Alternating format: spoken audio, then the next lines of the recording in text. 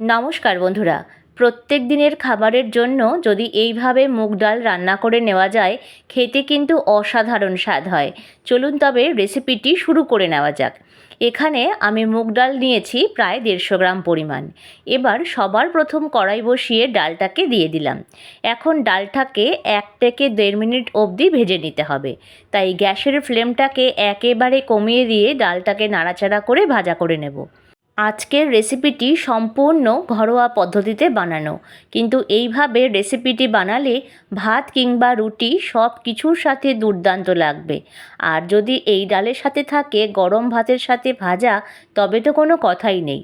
ডাল নাড়াচাড়া করতে করতে দেখবেন ডালের রঙটা অনেকটা চেঞ্জ হয়েছে, আর কিছু কিছু ডাল সামান্য বাদামি রং ধরা শুরু করেছে। তখন গ্যাসের ফ্লেমটাকে অফ করে দিয়ে ডালটাকে 3-4 বার জল পাল্টে পাল্টে ধুয়ে নিতে হবে। যতক্ষণ না অবধি জলটা স্বচ্ছ হচ্ছে ততক্ষণ অবধি ডালটাকে ধুয়ে নিতে হবে।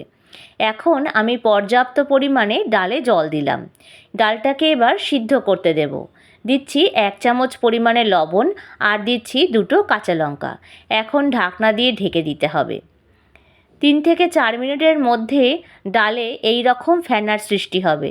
তখন একটা হাতার সাহায্যে এই সম্পূর্ণ ফেনাটাকে কিন্তু তুলে ফেলে দিতে হবে।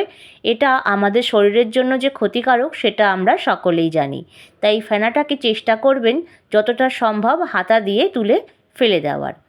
সম্পূর্ণ ফেনাটা দিয়ে তোলা হয়ে গেলে ডালটাকে একবার বেশ ভালোভাবে নাড়াচাড়া করে নিতে হবে।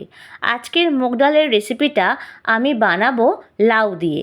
এখানে আমি নিয়েছি কেটে রাখা বেশ সুন্দর কচি লাউ, আর লাউটা এতটাই কচি ছিল একটু বড় টুকরো করে আমি কেটে নিয়েছি, নচেত লাউটা কিন্তু গলে যাবে। এবার এই ডালে এখন আমি লাউগুলোকে দিয়ে দিচ্ছি। এই অর্ধেক সেদ্ধ অবস্থাতেই লাউটা দিতে হবে, নচেত লাউটা বেশ ভালোভাবে সিদ্ধ হবে না। এবার ঢাকনা দিয়ে 5 মিনিটের জন্য আমরা ঢেকে এটাকে সিদ্ধ হতে দেব। ঠিক 5 মিনিট পরে ফিরে আসলাম। দেখুন বন্ধুরা, ডালটা কিন্তু বেশ সুন্দরভাবে সিদ্ধ হয়ে গেছে, আর লাউটাও বেশ সুন্দরভাবে গলেছে। ডাল কিন্তু সম্পূর্ণ গলে যায়নি, অর্ধেক গলেছে, অর্ধেক গোটা আছে।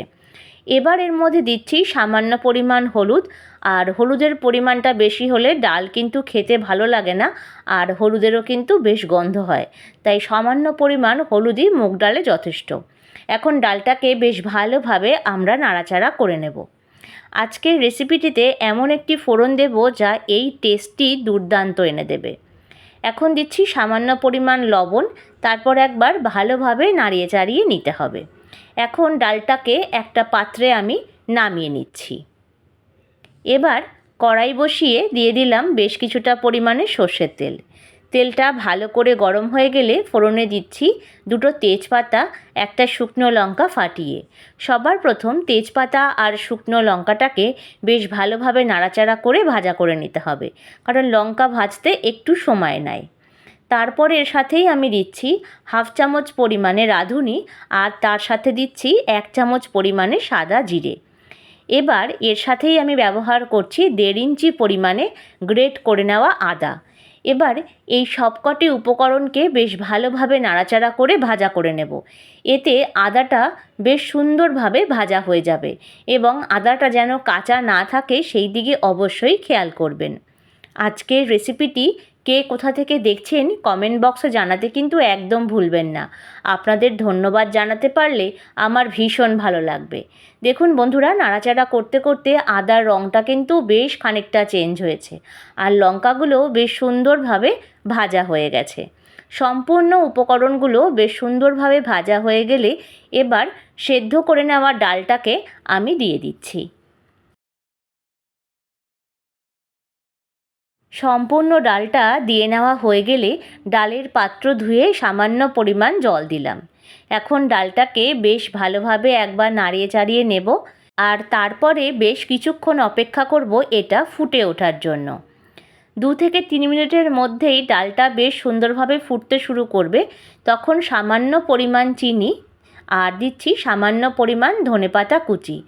চিনিটা আপনারা নাও দিতে পারেন, আমি সামান্য স্বাদের জন্য ব্যবহার করেছি। এবার ডালটাকে বেশ ভালোভাবে নাড়াচাড়া করে আরও 2 মিনিট আমাদের ফুটিয়ে নিতে হবে।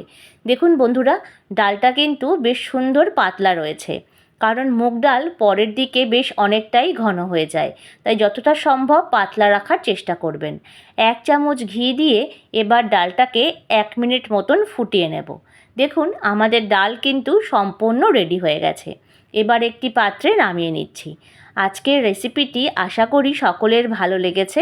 যদি ভালো লেগে থাকে লাইক, শেয়ার এবং কমেন্টস করবেন, এবং নতুন বন্ধুরা চ্যানেলটিকে সাবস্ক্রাইব করে আমার প্লিজ পাশে থাকবেন। প্রত্যেকে ভালো থাকবেন, সুস্থ থাকবেন, অনেক আনন্দে থাকবেন। রেসিপিটি বাড়িতে বানিয়ে জানাবেন কেমন লাগলো। রেসিপিটি দেখার জন্য ধন্যবাদ।